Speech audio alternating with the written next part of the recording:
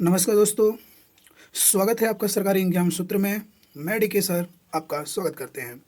तो आइए दोस्तों, आज के हम लोग इस क्लास में एक नए जोश और एक नए एनर्जी के साथ इस क्लास की शुरुआत करते हैं। और आज इस नए क्लास में हम लोग ज्योग्राफी से को पढ़ने चल रहे हैं। अगर आप किसी भी सरकारी परीक्षा की अगर आप तैयारी कर रहे हैं तो उसके लिए बहुत उपयोगी होने वाला है। तो आइए दोस्तों, बिना हम लोग समय गवाए आज के हम लोग ज्योग्राफी के क्लास को शुरू करते हैं। आज हम लोग सबसे पहले देखेंगे क्या, भारत के भूगोल का सामान्य परिचय देखेंगे और यहीं से हम लोग शुरू करते हैं। आज भारत जो गोंडवाना लैंड का एक हिस्सा था, भारत जो गोंडवाना लैंड का एक हिस्सा था, भारत का जो क्षेत्रफल की अगर दृष्टि से देखें तो भारत का 7वां स्थान आता है। कौन सा आता है? 7वां स्थान आता है। भारत का क्षेत्रफल विश्व के कुल क्षेत्रफल का 2.4% है। कितना है? 2.4% है।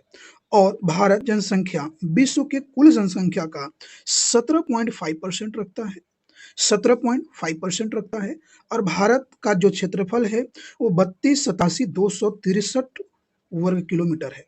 उसके बाद इक्वेटर लाइन से भारत की अगर दूरी देखा जाए तो 876 किलोमीटर है, यानी 876 किलोमीटर। उसके बाद भारत की आकृति कैसी है? तो चतुर्भुजाकार का है। ओके, उसके बाद आगे देखते हैं तो भारत में 28 राज्य और 8 केंद्र शासित प्रदेश है। अब मेरे को यहाँ पर ये बताइएगा कि भारत में 8 केंद्र शासित प्रदेश कौन कौन से हैं। आगे देखते हैं, क्षेत्रफल की दृष्टि से बड़े राज्य कौन कौन से हैं? तो राजस्थान है, मध्य प्रदेश है, महाराष्ट्र है, उत्तर प्रदेश है। यानी पहले पर राजस्थान आता है, दूसरे पर मध्य प्रदेश, तीसरे पर महाराष्ट्र और चौथे पर आता है उत्तर प्रदेश। उसके बाद क्षेत्रफल की दृष्टि से सबसे छोटा राज्य कौन सा है? तो गोवा है। ओके, तो ये हो गया हमारा भारत का कुछ सामान्य परिचय।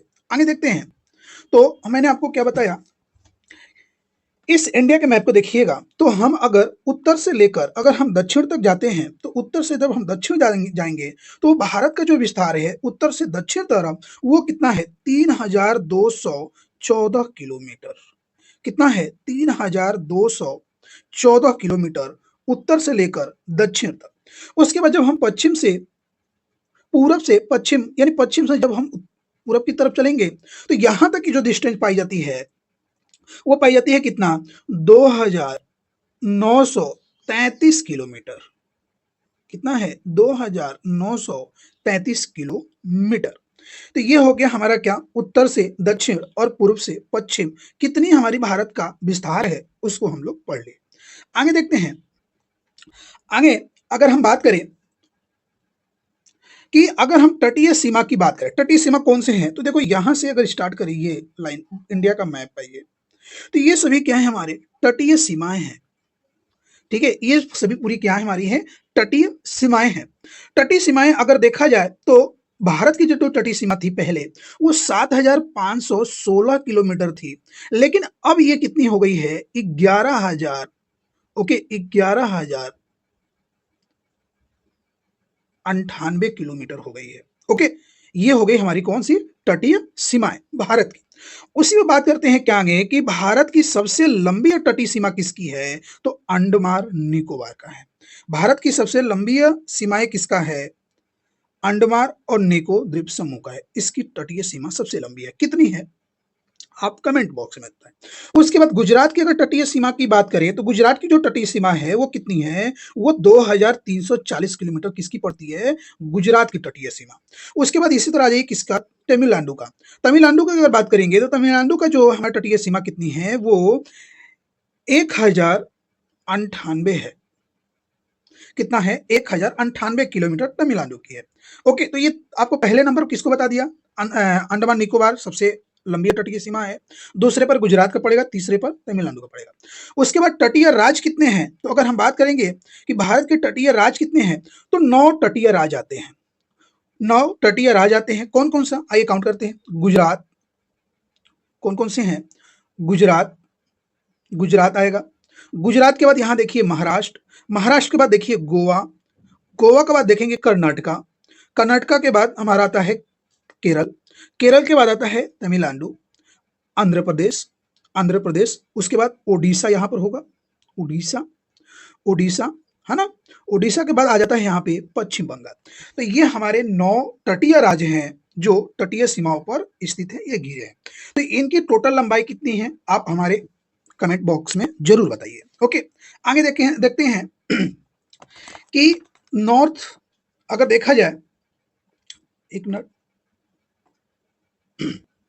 आगे देखिए, उसके बाद सबसे अगर देखा जाए कि उत्तर में सबसे इंदिरा कॉइल जो लद्दाख में उत्तरी बिंदु पाई जाती है, और दक्षिणी बिंदु कौन सी है, तो कन्याकुमारी है। कौन सी है?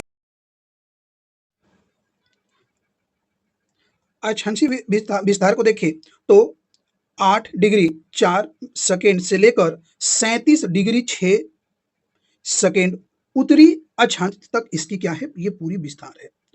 उसके बाद देशांतरी विस्तार की अगर हम बात करें तो देशांतरी विस्तार कितनी है, 67 डिग्री यानी 68 डिग्री 7 सेकेंड से लेकर 97 डिग्री 25 सेकेंड तक इसका क्या है, देशांतरी विस्तार है। प्रत्येक अक्षांश के बीच का जो अंतराल होता है वो 111 किलोमीटर होता है। प्रत्येक अक्षांश के बीच का अंतर 111 किलोमीटर होता है। अब आगे देखिएगा, जब हम गुजरात से अरुणाचल प्रदेश की तरफ बढ़ते हैं, यानी जब हम गुजरात से अरुणाचल प्रदेश की तरफ बढ़ते हैं, तो इसके बीच में हमारा जो समय का अंतर होता है वो 2 घंटे का होता है। कितने का अंतर आता है, 2 घंटे का आता है। ओके, आगे देखिए, उसके बाद पुडुचेरी का जो विस्तार है वो 3 राज्यों में होता है। एक देखेंगे पुडुचेरी का अगर विस्तार देखेंगे, वो 3 राज्यों में इसका विस्तार होता है। कहाँ से?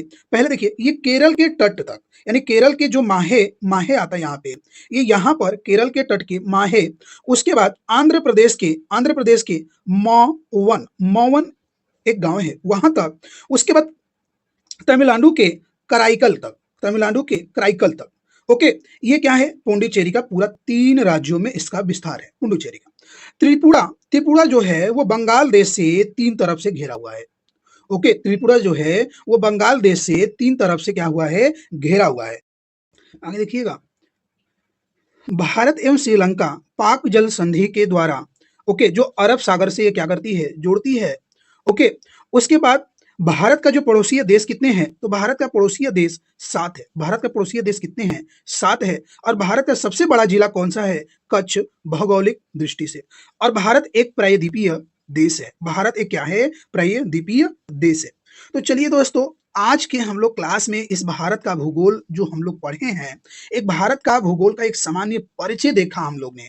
यहाँ से हर एक सरकारी परीक्षा में ये फिक्स है कि 2 नंबर के क्वेश्चन इस पूरे क्लास से आता ही आता है, जितना हम आपको बताए हैं।